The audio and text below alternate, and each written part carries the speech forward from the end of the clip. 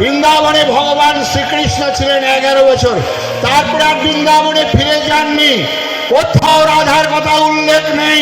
ভাগবতে দশম স্কন্ধে একটা মাত্র শ্লোকে সেখানেও এই রাধার কথা উল্লেখ করেনি মনুষ্য শরীরে।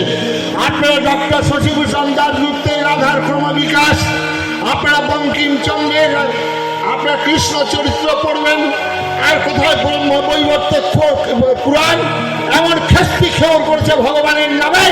ভগবান একজন লম্পট, ভগবান একজন ব্যভিচারী। মায়েরা স্নান করছেন, কদম্ব বৃক্ষে কাপড়গুলো তুলে রেখেছেন, আসলে এক হাত তুলে নয়। এইসব কীর্তনীয়রা ব্যাখ্যা করে আমাদের কৃষ্ণ চরিত্র, যিনি ভারতাত্মা, তিনি বিশ্বাত্মা কৃষ্ণকে কোন জায়গায় নামিয়ে দিয়েছেন। আজকে কীর্তনীয়রা বলেন যেও না যমুনার ধারে রাধা, ওখানে বসে আছে কালু হারাম চালা।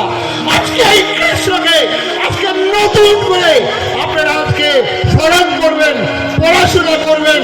যে কৃষ্ণ ভগবান কুরুক্ষেত্রের যুদ্ধে ছাত্রে কথা বলছেন, নিজের ভগবান মিথ্যা কথা বলাচ্ছেন। আপনারা তো মহাভারতের কুরুক্ষেত্রের যুদ্ধে একটাই কথাই শুনেছেন, হয়তো বলছেন যে সেখানে অসস্তমা হত ইতি গজ। আরে মহাভারতে পাঁচ জায়গায় মিথ্যা কথা বলাচ্ছেন। কিসের জন্য? লক্ষ্য হচ্ছে ধর্ম রাষ্ট্র সংগঠন, ধর্ম রাষ্ট্র স্থাপন। এই লক্ষ্যে এগিয়ে যেতে হবে।